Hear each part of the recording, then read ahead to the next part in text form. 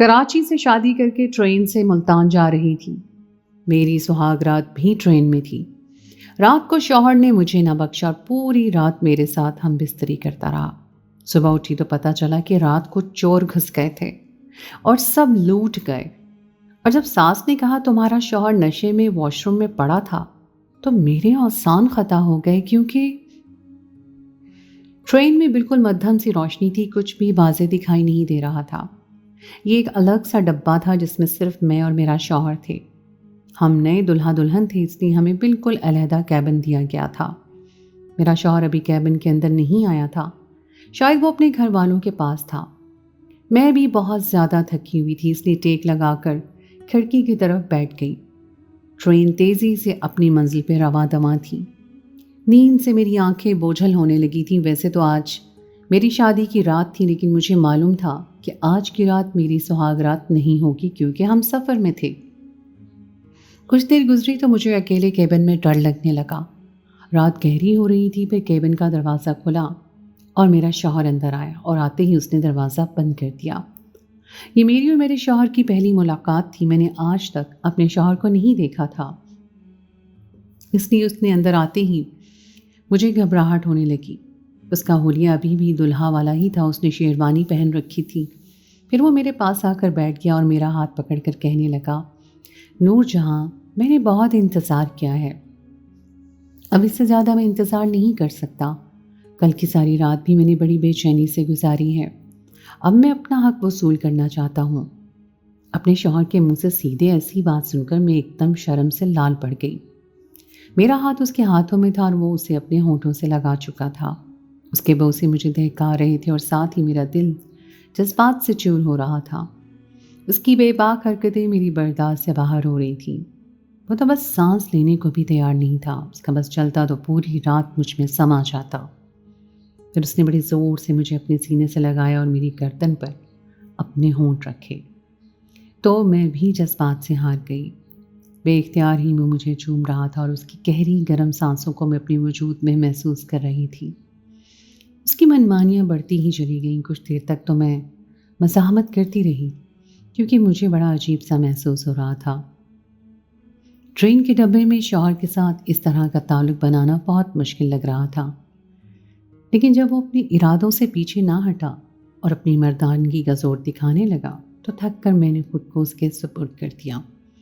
اس نے کمر سے میری شرٹ کی ڈوریاں کھولنی شروع کی اور پھر اس کے ساتھ دھیرے دھیرے میرے وجود پر رینگنے لگے۔ جیسے اس نے میری شرٹ وجود سے علیحدہ کی تو میں کچھ گھبرا کر پیچھے ہٹی۔ میری اس حرکت پر وہ چونک گیا۔ محبت سے پوچھنے لگا، نور جہاں، کوئی پریشانی ہے؟ میں نے کہا، باسط، یہ ٹرین ہے، یہاں یہ سب مناسب نہیں۔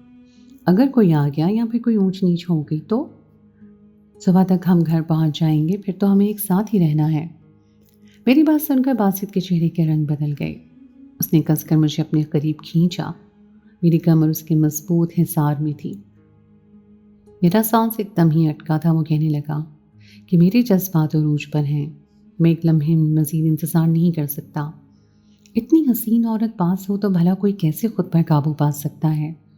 میرے ہوتے ہوئے کچھ نہیں ہوگا، تم میرے ساتھ بالکل محفوظ ہو۔ اس نے اس کی بات پر میں مسکرا دی اور پھر بڑی شدت سے اس نے مجھے اپنے قریب کر کے ٹرین کی برتھ پر ہی لیٹا دیا تھا۔ میں نے باسط کے بارے میں بہت کچھ سوچا تھا، لیکن یہ نہیں سوچا تھا کہ وہ میرے لیے اس قدر بے قرار ہوگا یا اسے مجھ سے پہلی ہی نظر میں محبت ہو جائے گی۔ سچ تو یہ تھا کہ مجھے بھی پہلی ہی نظر میں وہ بھا گیا تھا، جس نے نکاح کے وقت میں اس قدر میں تذبذب کا شکار تھی کہ نہ جانے وہ کیسا ہوگا، کس مزاج کا ہوگا۔ اسے ملتے ہی میں اپنا دل ہار بیٹھی تھی۔ وہ بہت ہی ہینڈسم اور جوان تھا اور چہرے پر ایسی کشش تھی کہ میں نظر بھی نہیں ہٹا پا رہی تھی۔ پھر دھیرے دھیرے باسط نے مجھے اپنی محبت کے نشے میں اتار کر میرے ساتھ ہم بستری کی تھی۔ اس نے تو اس بات کا بھی لحاظ نہیں رکھا تھا کہ یہ کمرہ نہیں بلکہ ٹرین کے کیبن میں ہے۔ وہ پوری طرح مجھ پر حاوی ہو گیا تھا اور میرے منہ پر ہاتھ رکھ کر اس نے میری چیخوں کا گلا کھول دیا تھا اور اپنی خواہش کو پورا کر لیا تھا۔ گھنٹے بھر بعد ٹرین اسٹیشن پہ رکی تو وہ جلدی سے مجھے چھوڑ کر ہٹا اور کہنے لگا، اپنا حلیہ درست کر لو، تمہیں دیکھ کر کسی کو پتہ نہ چلے کہ ہم نے ٹرین میں ہم بستری کی ہے۔ मैं शर्म से नज़रें चुरा गई थी क्योंकि मेरा वजूद बरहना था। फिर उसने मेरे ऊपर मेरा लिबास डालकर मुझे केबिन बंद करने की हिदायत दे दी और ख़ुद वो बाहर निकल गया था। बासित के निकलते ही मैंने केबिन लॉक किया था और अपना हुलिया सुधार लिया था। यहाँ वहाँ बिखरे जेवरात मैंने दोबारा से पहन लिए थे। मेकअप थोड़ा ख़राब हो चुका था लेकिन मेरे पर्स में ज़रूरत की चीज़ें थीं, इसलिए मेकअप भी मैंने ठीक कर लिया था। पूरी तरह ख़ुद को सुधारने के बाद मैं मुस्तकबिल के खुशकुन ख़यालात में गुम खिड़की के पास बैठ गई थी। मैं ख़ुद को बहुत खुशनसीब तस्वर कर रही थी जो मुझे बासित जैसा मोहब्बत करने वाला साथी मिल गया था। पहली ही रात जिस तरह उसने अपनी मोहब्बत से मुझे सैर किया था, अपनी मर्दानगी का एहसास दिलाया था और मेरे वजूद को तस्खीर किया था, मैं ना सिर्फ खुश थी बल्कि मुझे यकीन था कि आने वाली ज़िंदगी भी मेरी इतनी ही अच्छी गुजरेगी। वो तो मुझसे बेइंतहा मोहब्बत का इजहार करके गया था। उससे ज़्यादा मुझे और क्या चाहिए था। मैं ना सिर्फ हसीन थी बल्कि मेरी किस्मत मुझसे कहीं ज़्यादा खूबसूरत निकली थी। मैं आंखें बंद किए बैठी थी, चेहरे पे एक शर्मीली सी मुस्कुराहट ने घेरा डाल लिया था। जो कुछ गुजर गया था उसके बाद मुझे खुद ब खुद अपने आप से भी शर्म आ रही थी। बासित की गहरी सांसों की हिद्दत मुझे अब भी अपने वजूद पे महसूस हो रही थी। ऐसे ही कुछ देर गुजरी थी कि केबिन का दरवाज़ा बजने लगा। मैंने जैसे ही दरवाज़ा खोला तो सामने मेरी सास घबराई सी खड़ी थी। पूछने लगी, बहू तुम ठीक तो हो? मैंने फ़ौरन कहा, जी अम्मा जी मैं ठीक हूँ। मैंने जल्दी से अपना दुपट्टा ठीक किया था कि कहीं किसी भी तरह उन्हें इस बात का इल्म न हो कि मैं अपने शौहर के साथ ताल्लुक़ बना चुकी हूँ। मेरे लिए ये बड़ी शर्म की बात थी। मैंने अपनी सास से पूछा कि अभी और कितना सफ़र बाकी है। मेरी सास कहने लगी, बेटा सफ़र तो अभी बाकी है लेकिन रात ट्रेन में चोर आ गए थे, इसलिए मुझे तुम्हारी फ़िक्र सता रही थी। सब कुछ लूट लाट कर ले गए हैं, तुमसे क्या छीना है? कहीं तुम्हें किसी ने कोई नुकसान तो नहीं पहुंचाया? मैंने हैरत से कहा, अम्मा मेरे केबिन की तरफ तो कोई चोर नहीं आया। वो कहने लगी, चलो खुदा का शुक्र है तुम्हारा केबिन सबसे आखिर में था, शायद इसीलिए चोर इस तरफ नहीं आए। जाओ जाकर अपने शौहर की खबर लो, उसे तो अपना होश ही नहीं है। यहाँ हम पर क़यामत गुजर गई, हम सब का ज़ेवर लुट गया और वो नशे में धुत पड़ा है। मेरी सास ने नफ़रत से मेरे शौहर का जिक्र किया था और मैं हैरान रह गई थी। कुछ देर पहले ही तो बासित केबिन से निकले थे, वो बिल्कुल भी नशे में नहीं थे। फिर मेरी सास किस नशे की बात कर रही थी? मुझे लगा शायद वो तंज कर रही हैं। फिर यह ख्याल आया कि कहीं उन्हें हमारे बीच हुए ताल्लुक़ की खबर तो नहीं हो गई। ये सोचकर ही मैं शर्म से ज़मीन में गिरने लगी कि सास मेरे बारे में क्या सोचेगी।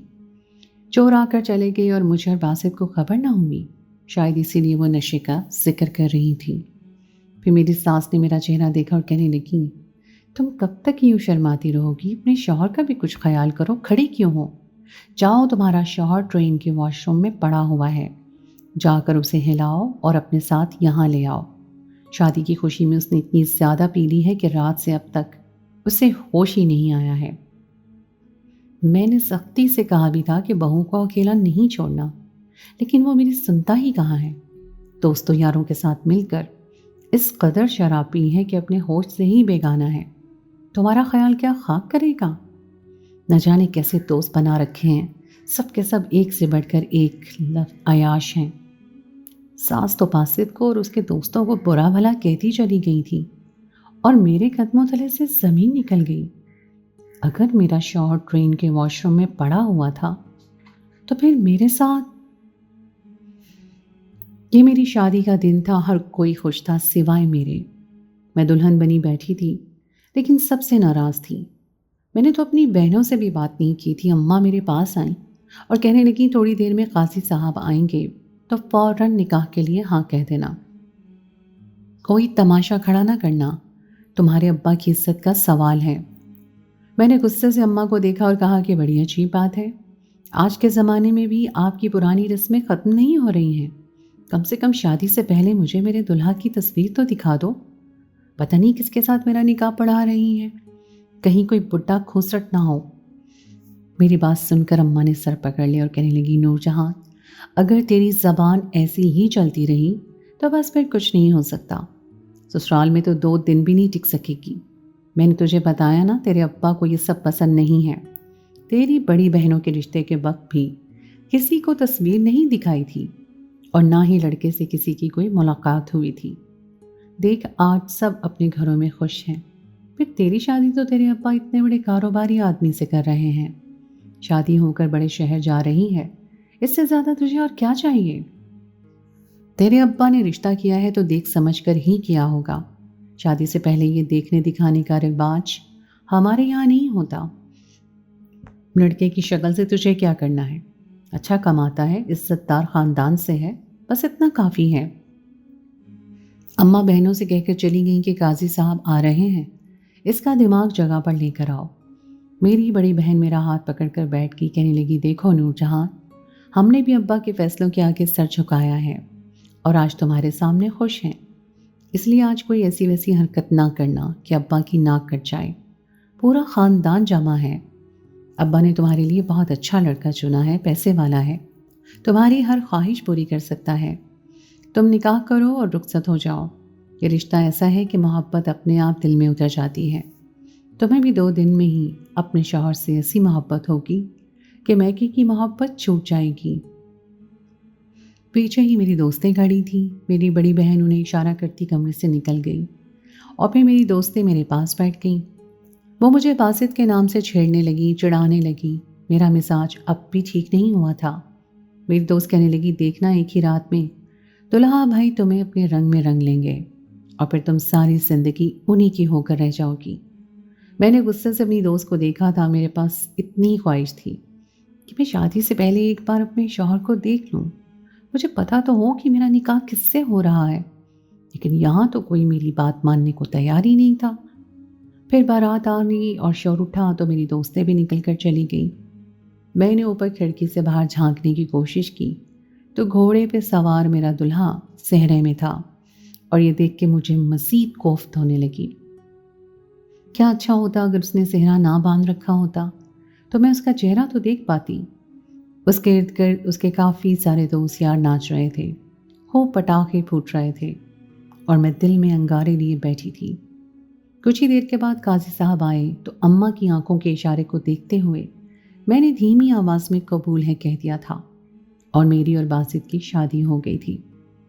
रुखसती के वक्त मैं फूट फूट कर रोई थी क्योंकि मुझे यहाँ से सीधे रेलवे स्टेशन जाना था और फिर बड़े शहर चले जाना था। अब्बा ने मुझे अपने किसी दोस्त के जानने वालों में रुखसत किया था। निकाह से लेके अब तक मैंने अपने शौहर को नहीं देखा था और रुखसती के वक्त भी माँ बाप को छोड़ने का दुख इतना ज़्यादा था कि मैंने दूल्हे की तरफ एक नज़र भी नहीं डाली थी। और फिर जब मैं गाड़ी में बैठी तो मेरे साथ मेरी सास नंदे बैठ गई। गाड़ी में दुल्हा नहीं था। न जाने मेरा दुल्हा कहाँ था। और फिर ऐसे ही हम रेलवे स्टेशन पहुँच गए और मुझे उस खास कैबिन में बिठा दिया गया जो सिर्फ मेरे और मेरे शौहर के लिए था। मेरी नंदे मुझे बिठाकर चली गई थी और फिर मैं थकी हारी अपने दुल्हा का इंतज़ार करते करते बैठ गई थी। इतना तो मुझे अंदाज़ा था कि आज की रात मेरे शौहर के दरमियान कोई ख़ास बात नहीं होगी, लेकिन मैंने ये नहीं सोचा था कि मेरा शौहर सीधे हम बिस्तरी के अमल पर उतर आएगा। वो ना सिर्फ मेरे पास आया था बल्कि उसने केबिन लॉक करने के बाद अपने जज्बात मुझ पर पूरी तरह लुटा दिए थे। और अब जब मैं अपनी इज्जत अपने शौहर के हवाले कर चुकी थी तो मेरी सास कह रही थी कि मेरा शौहर तो सारी रात रेलगाड़ी के बाथरूम में पड़ा रहा है। और यही बात सुनकर मेरे सर पर आसमान गिर पड़ा था। मैं अपना शरारा समेटकर बाथरूम के दरवाजे पर पहुंची तो दरवाज़ा खुला हुआ था और अंदर आड़ा तिरछा एक आदमी पड़ा था। मैंने जैसे ही उसे उठाने की कोशिश की तो वो नशे में चूर मुझे देख के मुस्कुराने लगा और उसके चेहरे पर नज़र पड़ते ही मेरी जान निकल गई, क्योंकि ये वो शख्स नहीं था जिसके साथ में हम बिस्तरी कर चुकी थी। ये तो कोई और ही था। मुझे लग रहा था कि मैं अपने पैरों पे खड़ी नहीं रह सकूंगी। बड़ी मुश्किल से मैंने खुद को संभाला था और बासित को सहारा देकर कैबिन तक ले आई थी। मुझे तो ये सच ही बर्दाश्त नहीं हो रहा था कि जो मेरे सामने था वो बासित था। सारी रात में तो किसी और के साथ थी और किसी और को बासित समझती रही थी। इस वक्त बासित का हुलिया काफ़ी अजीब हो रहा था। وہ صرف کرتے پجامے میں تھا اور اس کی شیروانی غائب تھی۔ یقیناً جو رات میرے پاس آیا تھا میرے شوہر کی شیروانی پہن کر آیا تھا۔ کسی نے اس کے نشے کا فائدہ اٹھا کر اس کی شیروانی حاصل کر لی تھی۔ میں نہیں جانتی تھی کہ وہ کون تھا۔ سمجھ نہیں آ رہا تھا اب کیا ہوگا، میں اپنے رشتے کو کس طرح بچاؤں گی، اپنے شوہر کو اپنی بربادی کی داستان کیسے سناؤں گی۔ میں تو اس شخص پر ہی دل ہار بیٹھی تھی جو میرے شوہر کی جگہ لے چکا تھا۔ میں نے تو اس کے ساتھ مستقبل کے سہانے خواب بھی سجا لیے تھے، اور اب جو شخص میرے سامنے تھا اس کا چہرہ دیکھنے کو بھی میرا دل راضی نہیں تھا۔ گھبراہٹ سے میرا دل بند ہونے لگا اور باسط جو نشے میں تھا پوری طرح برتھ پر بے ہوش ہو چکا تھا۔ میں ڈری سہمی سی ایک کونے سے لگ کر بیٹھ گئی تھی۔ میری آنکھوں سے آنسو بہہ رہے تھے، نہ جانے مجھے کس گناہ کی سزا ملی تھی جو میرے ساتھ شادی کی رات اتنا بھیانک کھیل کھیلا گیا تھا۔ میرا شوہر بن کر کسی اور نے میری عزت کو داغدار کر دیا تھا، اور میں اس شخص کے نام سے ہی واقف نہیں تھی۔ وہ جو کوئی بھی تھا اس نے میرے شوہر کی شیروانی پہن کر پوری طرح میرا فائدہ اٹھایا تھا۔ میں اگر یہ بات کسی کو بتاتی تو شاید کوئی یقین نہ کرتا، اور مجھ میں تو اتنی ہمت ہی نہیں تھی کہ یہ بات کسی کو بتا پاتی۔ ایسے ہی صبح ہو گئی اور 14 گھنٹے کا سفر مکمل ہوا اور ہم بڑے شہر پہنچ گئے۔ میرے شوہر کا نشہ بھی اتر چکا تھا، وہ میرا سامان لے کر آگے آگے چل رہا تھا، اور میرے ساتھ ساتھ میری نندیں اور ساس چل رہی تھیں۔ میری گردن جھکی ہوئی تھی اور میرے چہرے پر پلو ڈال لیا تھا۔ اسٹیشن کے باہر بڑی سی گاڑی کھڑی تھی اور مجھے اس میں بٹھا دیا گیا۔ میں اپنے آپ میں اتنا چور محسوس کر رہی تھی کہ میں نے سر اٹھا کر اس بڑے شہر کو بھی نہیں دیکھا تھا کہ جسے دیکھنے کی خواہش ہمیشہ سے میرے دل میں تھی۔ آدھے گھنٹے کی مسافت طے کرنے کے بعد ہم بڑے سے بنگلے میں پہنچ گئے تھے۔ میرے ابا نے ٹھیک کہا تھا کہ انہوں نے میرے لیے بالکل ویسا ہی لڑکا چنا ہے جیسا میں چاہتی تھی۔ مجھے ہمیشہ سے ہی شہر کا گبرو جوان چاہیے تھا جو میرے ہر ناز نخرے اٹھاتا، اور اس بڑے سے بنگلے میں قدم رکھ کر مجھے محسوس ہو رہا تھا کہ یہاں میری ہر خواہش پوری ہو سکتی ہے۔ لیکن جو کچھ گزری رات ہو چکا تھا اس کے بعد اب کوئی ارمان باقی نہیں رہا۔ میرے شوہر نے میرے سامان کمرے میں رکھا، رسمی سی باتیں کی اور باہر نکل گیا۔ نہ کوئی محبت بھری بات تھی، نہ کوئی ایسا جملہ کہ جس سے مجھے اس رشتے کو لے کر اپنے شوہر کے جذبات کا اندازہ ہو پاتا۔ شوہر کے کمرے سے نکلتے ہی میں تکیے پہ سر رکھ کر پھوٹ پھوٹ کر رونے لگی تھی۔ مجھے وہ شخص یاد آ رہا تھا جو مجھ سے بے انتہا محبت جتا گیا تھا۔ نہ جانے وہ کون تھا، کس نے مجھے برباد کیا تھا۔ اس کے جملے میرے کانوں میں باز گشت کر رہے تھے۔ اس کے ساتھ میں نے وہ کچھ گھنٹے بہت ہی خوبصورت گزارے تھے۔ کاش وہی میرا شوہر ہوتا، وہ مجھے یوں برباد کر کے نہ جاتا۔ سوچ سوچ کر میرا سر پھٹ رہا تھا، اور پھر سارا دن ایسے ہی گزر گیا۔ سبھی لوگ تھکن کی وجہ سے سو چکے تھے۔ رات کے وقت سب کھانے پر اکٹھے ہوئے تو میری ساس نے مجھے رسمی طور پہ گھر کی کچھ چیزیں بتا دیں، اور پھر میں اپنے کمرے میں واپس آ گئی۔ رات میرا شوہر کمرے میں آیا تو تھکن کا بہانہ کر کے گہری نیند سو گیا۔ اب تو مجھے بھی اس کا ساتھ نہیں چاہیے تھا، اس لیے میں بھی خاموشی اختیار کر چکی تھی۔ جو حادثہ ہو چکا تھا اس پر بھی میں خاموش رہنا ہی مناسب سمجھا۔ میرا وجود بہت بوجھل ہو چکا تھا اور دن ایسے ہی گزر رہے تھے۔ میرے شوہر کو مجھ سے ذرا بھی محبت نہیں تھی۔ محبت تو دور، اس نے تو میرے ساتھ ازدواجی تعلق بھی قائم نہیں کیا تھا۔ وہ سارا دن کاروبار کی بھاگ دوڑ میں لگا رہتا اور رات کو تھک ہار کر سو جاتا۔ کچھ دبے دبے لفظوں میں اس نے کہہ دیا تھا کہ بس اس نے اپنی ماں کے کہنے پر یہ شادی کی ہے، ورنہ اسے مجھ سے کوئی سروکار نہیں، اور اس بات پر بھی میں نے صبر کا گھونٹ پڑھ لیا تھا۔ میری آنکھیں اکثر مجھے یہاں وہاں اس شخص کو تلاش کرتی۔ میں سوچتی کہ پتہ نہیں وہ کون تھا جس سے مجھے پہلی ہی نظر میں محبت ہو گئی تھی۔ بار بار میرے دل میں یہی خیال آتا کہ اس رات کوئی چور ہی میرے پاس آیا ہوگا، کیونکہ ٹرین میں تو چور ہی سوار ہوئے تھے۔ پھر مہینہ بھی نہیں گزرا اور میری طبیعت میں واضح تبدیلی آنا شروع ہو گئی، اور مجھے یہ سمجھنے میں زیادہ وقت نہیں لگا کہ میں امید سے ہو چکی تھی۔ میری حالت بہت خراب ہو گئی کیونکہ میرے شوہر نے اب تک میرے ساتھ ازدواجی تعلق قائم نہیں کیا تھا۔ انہیں اس بچے کا پتہ چلتا تو میں کیا جواب دیتی؟ کاش میں نے اسی وقت اس حادثے کا بتا دیتی۔ میں اپنے شوہر اور سسرال والوں سے اپنی طبیعت چھپا کر بچے کو ضائع کرنے کے طریقے اختیار کرنے لگی، لیکن بچہ ضائع نہ ہوا اور یہ بات میری ساس کو پتہ چل گئی۔ وہ بڑی خوش تھی، انہوں نے نہ صرف خوشی سے میرے ہاتھ میں سونے کا سکہ رکھا بلکہ فوراً ہی فون کر کے دفتر سے باسط کو بھی بلا لیا۔ باسط کو باپ بننے پہ مبارکباد دی تو وہ ہکا پکا رہ گئے، میری شکل دیکھنے لگے اور پھر اس کے بعد ایسی بات کی کہ میری جان نکل گئی۔ باسط نے سب کے سامنے کہہ دیا کہ وہ نامرد ہیں، وہ باپ نہیں بن سکتے اور اسی لیے وہ شادی نہیں کرنا چاہتے تھے، یہ بچہ ان کا نہیں ہے۔ یہ سننا تھا کہ میری ساس نے مجھے ایک زوردار تماچا لگایا اور کہنے لگی، بدذات، اگر یہ میرے بیٹے کی اولاد نہیں ہے تو پھر تو نے کس کے ساتھ منہ کالا کیا ہے؟ اور میں تو یہ سن کے حیران رہ گئی تھی کہ میرا شوہر نامرد ہے۔ مجھے تو یہی لگا تھا کہ وہ کسی اور کو پسند کرتا ہوگا، اس لیے مجھ سے دور دور رہتا ہے۔ میں پھوٹ پھوٹ کے رونے لگی اور میں نے ٹرین والے حادثہ اپنے شوہر کو بتا دیا، جسے سن کر بہت دیر تک وہ گمسم رہے اور اس کے بعد کمرے میں چلے گئے۔ میری ساس نے مجھے اپنا سامان سمیٹ کر واپس اپنے گھر جانے کا کہہ دیا تھا۔ میری ساس کے ہاتھوں ذلیل ہو کر روتی دھوتی اپنے کمرے میں پہنچی تھی، جہاں میرا شوہر خاموشی سے بیٹھا ہوا تھا۔ میں اس کے قدموں میں بیٹھ گئی اور اسے اپنی بے گناہی کا یقین دلانے لگی۔ میرے شوہر نے میری طرف دیکھا اور کہنے لگا، اگر میں تمہیں کچھ تصاویر دکھاؤں تو کیا تم اس شخص کو پہچان سکتی ہو جو اس رات میری جگہ آیا تھا؟ میں نے کہا ہاں۔ اس نے اپنا موبائل فون میرے آگے کر دیا اور ایک ایک کر کے مجھے تصویریں دکھانے لگا، اور پھر سب سے آخر میں جو تصویر میرے سامنے آئی وہ دیکھ کر میں اچھل پڑی۔ میں نے فوراً سے کہا کہ ہاں، یہ وہی شخص ہے۔ یہ سنتے ہی باسط کی آنکھوں میں آنسو آ گئے۔ وہ کہنے لگا، یہ میرا جگری دوست ہے، اس سے اچھی طرح معلوم تھا کہ میں نامرد ہوں اور میں نے اماں کے مجبور کرنے پہ شادی کی ہے۔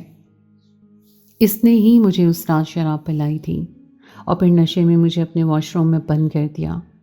میری شیروانی اسی کے پاس تھی۔ مجھے اندازہ نہیں تھا کہ میرا دوست اس قدر گر جائے گا کہ میری جگہ وہ تمہارے پاس آئے گا۔ میری شادی کے اگلے دن ہی وہ امریکہ چلا گیا تھا، کیونکہ وہ کچھ دنوں کے لیے ہی آیا تھا، لیکن جاتے جاتے وہ تمہیں برباد کر گیا۔ اس نے میری کمزوری کا بھرپور فائدہ اٹھایا ہے۔ میرے شوہر کی آنکھوں میں آنسو تھے، پھر وہ مجھ سے معافی مانگتے ہوئے کہنے لگے، یہ میری غلطی ہے، مجھے تم سے شادی ہی نہیں کرنی چاہیے تھی، لیکن اس وقت مجھ میں اتنی ہمت نہیں تھی کہ میں اپنی ماں بہنوں کو اپنی سچائی بتا پاتا، اور پھر دنیا کی نظروں میں سرخرو ہونے کے لیے میں نے شادی بھی کر لی۔ کاش کہ مجھے پتا ہوتا کہ میرا دوست اس طرح میری پیٹھ پر وار کرے گا تو میں خود تمہاری حفاظت کرتا۔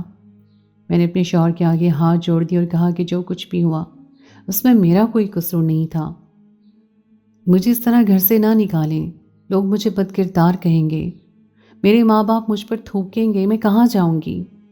میرے شوہر نے میرے جڑے ہاتھوں کو پکڑ لیا اور کہنے لگا، تمہیں کہیں جانے کی ضرورت نہیں ہے، تمہاری حفاظت نہ کرنا میری غلطی ہے، اس لیے اس بچے کو میں ہی قبول کروں گا۔ میرے شوہر نے ساری بات اپنی ماں کو بھی بتا دی اور میرے شوہر کے کہنے پر ہی وہ بھی بالکل خاموش ہو گئی تھی اور میری عزت برقرار رہ گئی تھی۔ میرے شوہر نے اپنا علاج کافی عرصے سے شروع کروا رکھا تھا۔ کچھ وقت گزرا تو ان کی کمزوری بھی ختم ہو گئی اور وہ مکمل مرد بن گئے، لیکن میری نظروں میں تو اسی وقت مرد بن گئے تھے جب انہوں نے اس بچے کو اور مجھے قبول کیا تھا۔ وہ چاہتے تو بڑی آسانی سے ہمیں دھتکار سکتے تھے، لیکن میرے شوہر نے اس بچے کو نہ صرف اپنا نام دیا بلکہ عزت بھی دی۔ میں جو اس شخص کی خوبصورتی سے اور باتوں سے متاثر ہو کر اس سے محبت کرنے لگی تھی، اس کی سچائی جان کر مجھے اس سے نفرت ہو گئی تھی۔ وہ ایک دھوکے باز شخص تھا جس نے اپنے دوست کو ہی برباد کیا تھا، پھر میں اس سے محبت کیسے کر سکتی تھی؟ آج میرے دل میں صرف اور صرف میرے شوہر کی محبت ہے اور میں اپنے شوہر کے ساتھ بہت خوش ہوں۔